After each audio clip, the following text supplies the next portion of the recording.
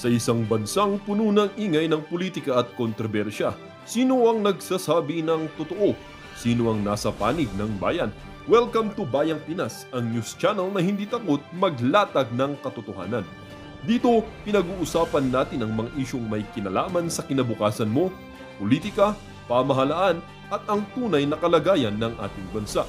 Hindi kami bayad, hindi kami bulag. Sa Bayang Pinas, ang boses ng mamamayan ang tunay na headline. Kaya kung sawang-sawa ka na sa mga baluktot na impormasyon at scripted na kwento, dito ka na. Dito sa Bayang Pinas, tayo ang bantay at boses ng bayan. Kung gusto mong manatiling mulat at informed, don't forget to like, share, and most importantly, subscribe dahil sa panahon ngayon, ang kaalaman ay kapangyarihan. Ito ang Bayang Pinas, balitang totoo, pusong makabayan para sa sambayanang Pilipino. Tara na't alamin ang tunay na balita. Sige, sige. Sir, pwede makiusap? Ito.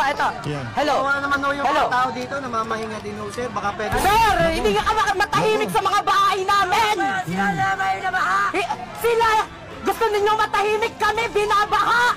Hindi Laking sampal sa pagmumukha ng mga pulisya, mga banat na nitong si Coco Locoy. Pero malupit to, malupit. In fairness.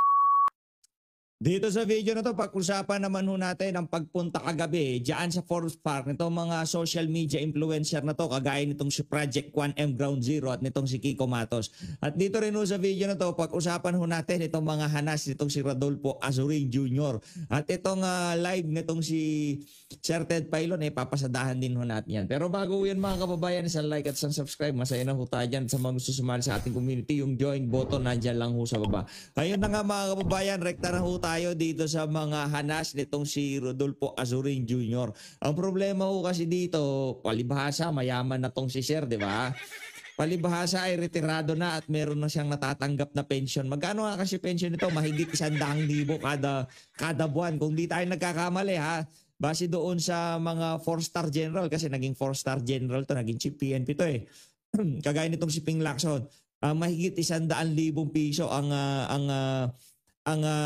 monthly pension nitong mama na to. Palibhasa ang ganda na ho ng buhay nyo, hindi ho kayo binabaha. Kaya ho ang lakas ng loob nyong magsabi na revolution in the street, do not heal a country. Hindi ho totoo yan. Mapayapang revolusyon ang panawagan ng sambayan ng Pilipino. Simple lang naman, sabihin mo dyan sa boss mo kay Marcos Jr., kung di kaya magpaka-presidente, umalis na siya, mag-resign na siya. Pero para palubagin ang kalooban ng ating mga kababayan dyan sa mga chip nyong litanya na yan, manahimik na lang ho kayo. Ano ba trabaho nyo dyan? Di ba kayo ho police? Naging chief PNP. So malamang sa malamang kung kayo hiner dyan, hindi ho kayo dapat advisor. Ngayon kung tinanggap nyo yan, talagang gusto nyo na lang pumapel sa pamahalaan. Tinanggap nyo yan tapos ang trabaho nyo legal advisor.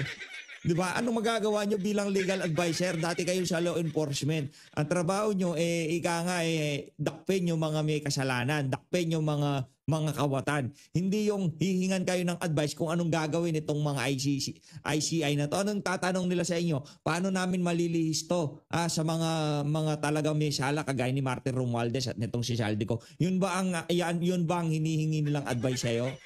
Rodolfo Azurin? Di ba ang baduy lang hong pakinggan, mantakin nyo, ang ating mga kababayan binabaha. Ang ating mga kababayan talagang naghihirap pagka merong bagyo. Tapos ang lakas ng loob nyo sabihin na revolution in the street, do not heal a country. Ang kapal ng pagmumukha mo, Rodolfo Azurin. Ito pa mga kababayan, ganito ho katindi tong ICI na to, ganito ho katindi ha. Ito mga kababayan. Manila Bulletin ho ito, kakapasok lang. ICI cannot identify any government official involved in the anomalous flood control project as it say investigation is from bottom to top. As of now, wala pa kami nakikita. Anak ng Petrang Garapata. Special Advisor Rodolfo Azurin says on official who may be charged. Ganyan ho katindi ang ICI na yan. Sa kabila ng kilala nila kung sino nag-insert ng pondo, sa kabila ng nagsalita na sa Senado itong si Master Sergeant Orly Gutesa na dinideliver nila yung mga mali-malitang pera dyan sa McKinley Street, sa kabila ng pagsasalita ng mga diskaya na binibigyan nila yung mga congressman at sinasabi ng mga congressman na inaabutan nila para daw yan sa mga matataas na opisyal dyan sa House of Representatives, wala pa rin daw ho silang nakikita dyan sa ICC. Yan hong ICI, yan hong problema natin mga kababayan. Kaya naman, pakinggan naman natin ngayon etong mga comment react ho muna kayo kaugnay dyan sa mga punto de vista na yan. Itong si former Chief PNP Rodolfo Asurin Jr. Ito, rekta na ho tayo dito kina Project 1M Ground Zero dito kay Kiko Matos. Game! For show lang naman tapang. Iba yung soft net tapang. Iba yung talagang Yan. Correct, tama yan. and walking the talk. Right now, everybody needs needs to come out, needs to voice out, their voices. Kasi hindi na to, hindi lang to para magbe-benefit sa maliit na group of people. Hindi. This is the future of our children, the future of the country. Kasi putya pare, pag hinayaan lang natin to, di tayo nakialam, nanahimik lang tayo. Hanggang kailan itong kabalustugan ng gobyerno, bata pa lang ako, nababalitaan ko na. Oo, lagi.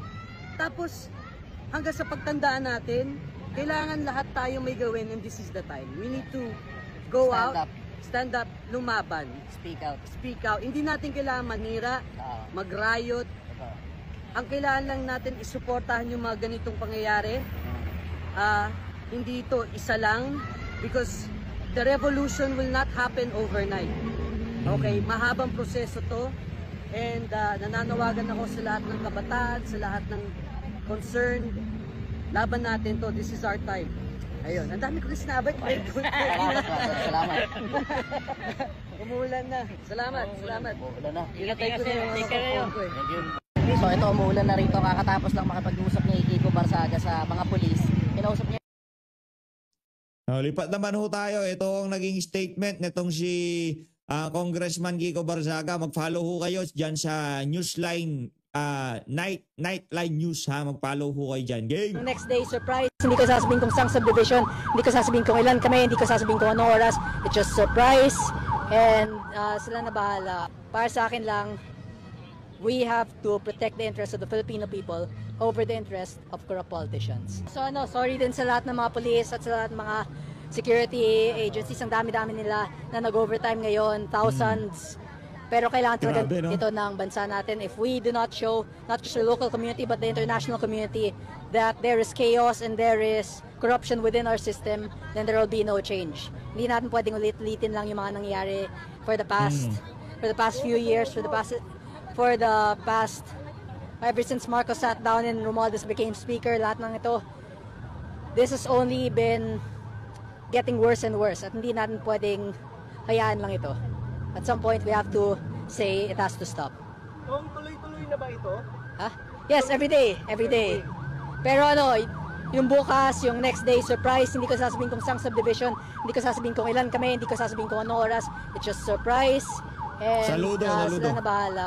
If they want to protect kung gusto na protektahan yung mga magnanakaw dito at yung mga magnanakaw na nakatira sa mga mamahaling subdivision, sa mga private subdivision na mga 200, 300 million per lot or yung iba mga 1 billion per lot, then that's fine. That would be perfectly okay. But para sa akin lang, we have to protect the interests of the Filipino people over the interest of corrupt politicians.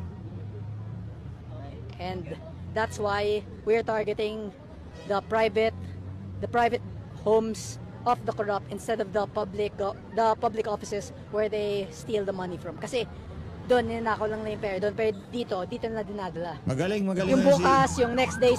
Magaling ho itong si Congressman na Kiko Barzaga. Ito pa ho mga kababayan, dito naman ho sa News Blast, mag-follow din ho kayo. Game! We just want our money back and the people imprisoned. Wala maintindihan. Teka lang. Bakit nasa? Kasi dito yung mga magnanakaw, ito yung na-implicate na bahay ni Romualdez, ni Zaldico. So, ito yung mismong target namin. Ayaw naman namin magaya sa Nepal na susunugin yung parliamentary building because that will just end up causing more chaos in our government. Ang gusto lang namin, ang target lang namin yung mga magnanakaw, no one else. Not the businessmen, not the good government officials. We just want our money back. and the people imprisoned. We just want our money back and the people imprisoned. Next, ito, News Blast pa rin ho ito mga kababayan. Hindi natin pwedeng ulit-ulitin lang yung mga nangyari for the past few years, for the Napanood na ho natin yan kanina, lipat naman ho tayo doon sa ika nga harapan ng mga ralista at mga pulis. Ito, pakinggan natin to mga kababayan. Game! Napakadaling gumawa ng gulo. Hindi. Pero ayaw natin yon. May mga salita tayo na akala natin galit natin, pero nakakasakit tayo ng damdamin eh. Yun ang iwasan natin. Ang kalaban lang natin, kinamumuhay natin sa loob. Okay, wala, sa'yo na. Magsalita kayo. Sige. Sir, pwede makiusap? Eto. Yeah. Hello. Wala naman ho yung mga tao dito na mamahinga din ho, sir. Baka pwede... Sir, hindi ka matahimik sa mga bahay namin. Sila, gusto ninyo matahimik kami, binabaha. Hindi Laking sampal sa pagmumukha ng mga pulis yung mga banat na nitong si Coco Locoy. Pero malupit to, malupit. In fairness, ang lupit ni Coco Locoy dito, palakpakan natin. Mahusay ho, mahusay. Kudos. tulog ng maayos. Alam ng mga Pilipino dito. Alam nyo na hindi natin kaaway ang mga pulis, tama? Ngayon, sir, nagsasalita kami kasi gusto lang namin marinig nyo ang aming mga hinaing. Alam namin, nakakampi namin kayo dito. Kung kami ay nagsasalita sa inyo, alam namin na trained kayo. Alam namin na trained kayo na maximum tolerance hanggat hindi namin kayo sinasaktan. Tama? Tama. Hanggat nagsasalita lang kami kasi that's freedom of expression. Nakita nyo naman, nung sabi nyong umatras kami para pantay, umatras kami. Hindi namin kayo inaaway. Alam mo kung anong ginagawa namin? Humihingi kami ng tulong sa inyo. Yan ay pakiusap. That's an appeal. Kasi kami ang nagpapasweldo sa inyo at pinapasweldo namin kayo para protektahan kami, ang batas, ang konstitusyon, ang mga anak namin at ang susunod na henerasyon, kahit mga anak nyo. Ngayon, hindi pwedeng hindi kayo masasaktan kasi train kayong masaktan, damdamin lang ang masasaktan sa inyo. At alam nyo kung bakit nasasaktan kayo? Kasi alam nyong totoo ang sinasabi namin. Hindi namin kayo pipisikalin. Kasi alam namin nakakampi namin kayo. Kami ay nagmamakaawa. At hindi nyo kami pwedeng sabihin na hindi kami pwedeng mag-vent out ng mga galit at frustrations namin. Ito na lang ang meron kami. Hindi pa kami pwedeng maglabas ng sama ng loob. Ngayon, kami, alam namin kakampi namin kayo. At alam nyong kakampi nyo kami. Kasi mga simpleng mamamayan lang tayo lahat. Binigyan namin kayo ng kapangyarihan. Pinapasweldo namin kayo para gawin ang trabaho nyo. At yon ay protektahan ang mga Pilipino. Kami ang mga boss nyo. Alam nyong sumasaludo kami sa inyo kapag tama ang ginagawa nyo. During the time of PRRD, lagi kami nagpapasalamat sa inyo. Willing kami na taasan yung mga sweldo nyo. Kasi alam namin na ginagawa nyo ang tama at kung ano ang para sa bayan. Ngayon naniningil kami.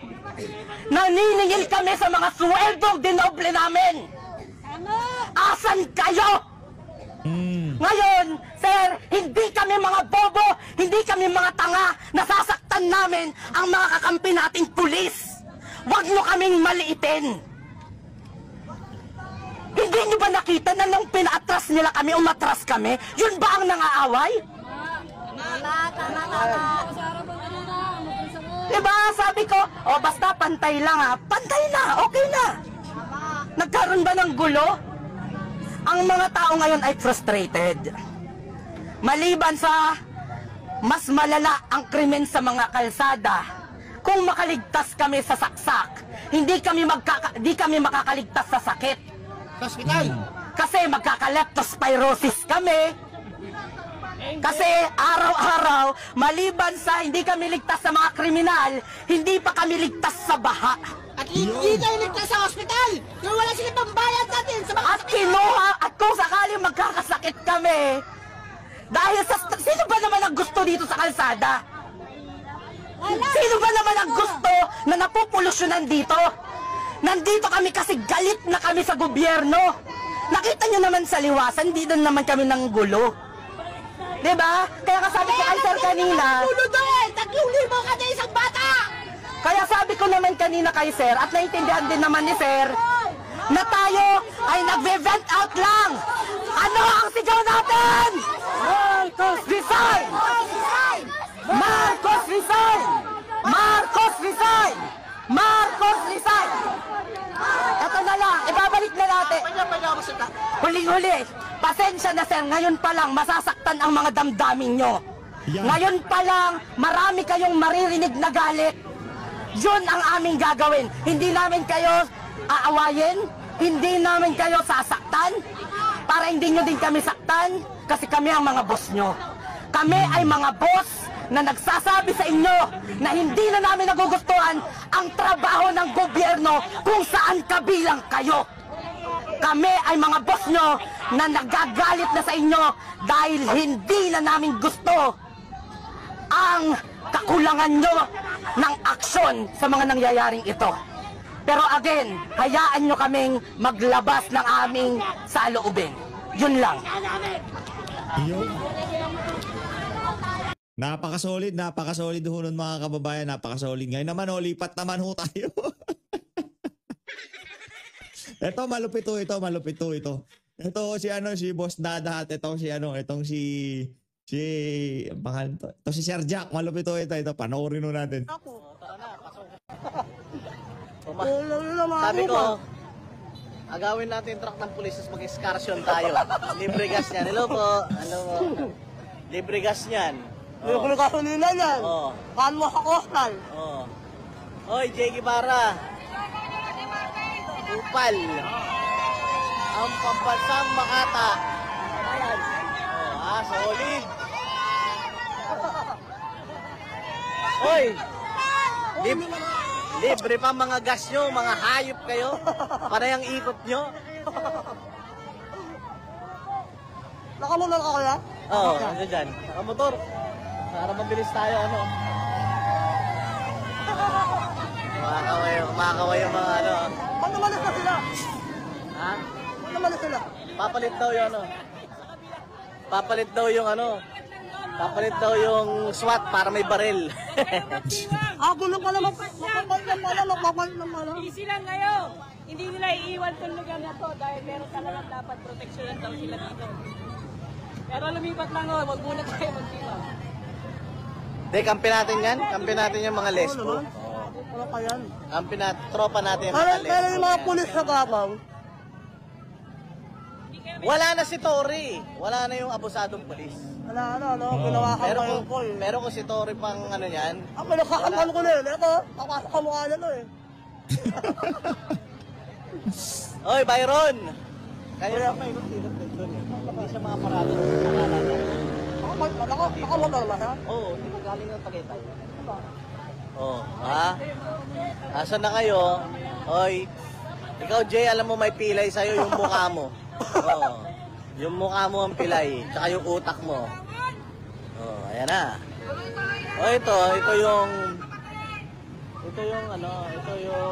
Dasmariñas Gate. Yan. Pero ang bahay talaga ni ni Romualdez nandoon sa kabila. Doon sa kabila. Oh, tas saktong ano lang. Yung number 40 yung number 48 ba yun? 46. Ayan na oh. Mga ano yan. Mga ordinaryong Pilipino yan. Naiintindihan nila. Armed Forces, kulang pa yung bantay nila dito. Oo. Dapat Kulang yan. mga 10,000. Pati Abu Sayyaf, padala nyo na dito para magbantay kay Romualdez. Ito ang ating mga magigiting na banadero sa mga kababayan. Yun! Oh, ito na yung maleta, oh. Grabe, oh. 5 billion, di kasi yun dyan. Ano yun? Hindi kasi yun Pakita mo dyan. yun naman, Atty. Manik Manaog Jr. Pakita mo yun Ano naman. ba kuya? Makati? Oo. Buhaya! Walang iya, may buhaya sa loob. Hinahanap niyo si Romualdez, andyan pala eh. Ayop na yan. Enjoy lang.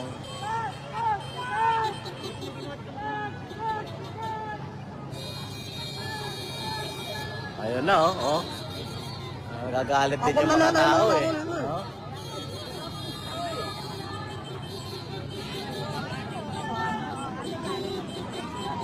Maipit yung ano ko to, na motor ko doon. Kailangan kong haraso na iba, kailangan ko na naman. Oo nga eh. Hindi, di bali, pupunta naman mga yun dito eh. Kanina, nakasimam ko yun. Oo. Mata mo lang? Si Trixie. Ha? Si Trixie. Ano naman, no, bata. Taga Cavite pa to. Pucha, nandito. Gentry, baby. Hindi ako nanalo, okay lang. Nanalo naman kayo sa laban. Yan, sigurado yan. Sigurado yan. Mabuhay ka na. Si Kiko, si ano eh. Gusto nila ako, kanina, magpalita. Oo. Wala ko. Nalugod na sa malaka. Baka lumabas na. Habang sasalita. Guys, so marami tayong Ano? Oh, may kisa yung mga... Ano pala yung content ko sa YouTube? Ha? Ano pala yung content ko? Oo. Ano nakakahama kayo mamayaman? Uy, ano mamayaman? Ito nga sila lola, oh, yung mga nakabaston. Mayaman niya. Ganyan mukha ng mamayaman sa amin eh. Oo.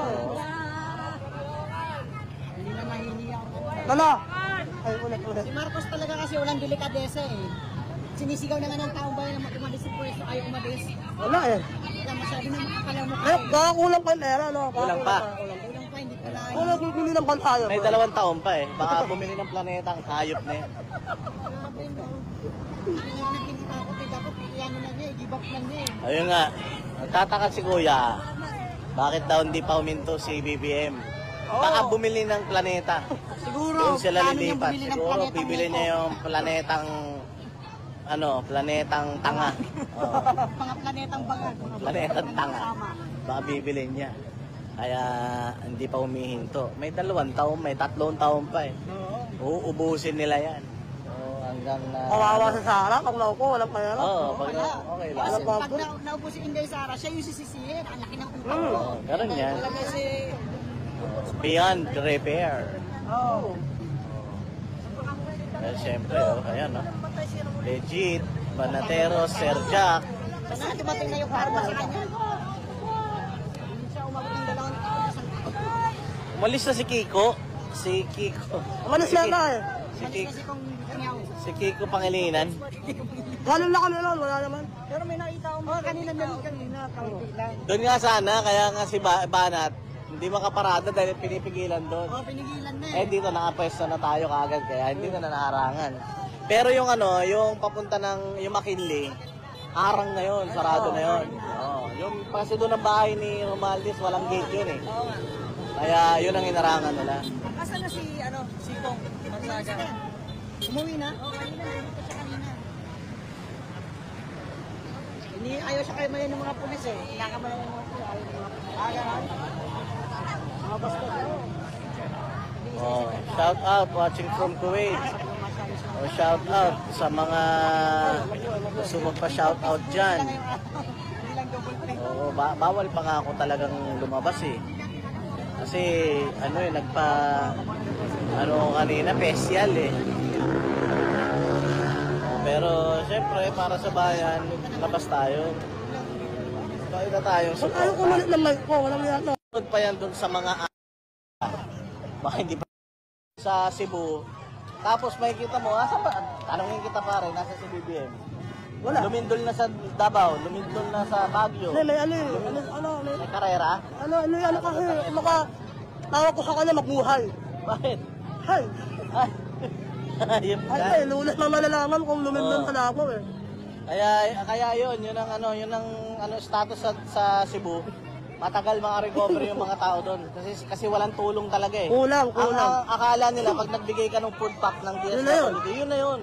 Hindi yun ang problema. Ang problema sa Cebu, yung mga bahay nila, warak-warak. So kailangan gumawa ng mga temporary shelters, hindi lang tent shelter talaga dapat. So si Pangulo yan, nagpagawa na ng ano yan. Alam mo, Hawarawi, di ba? Marcos, Hawarawi na, ilang buwan lang. Bahay na. Alam ko, nagkakabulo ako. Hello po. Dito ba yan? Hello po.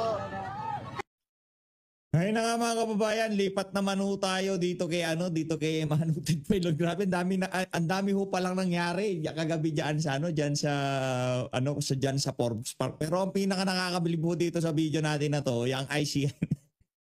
Di pa daw ho nila ma-identify kung sino talaga may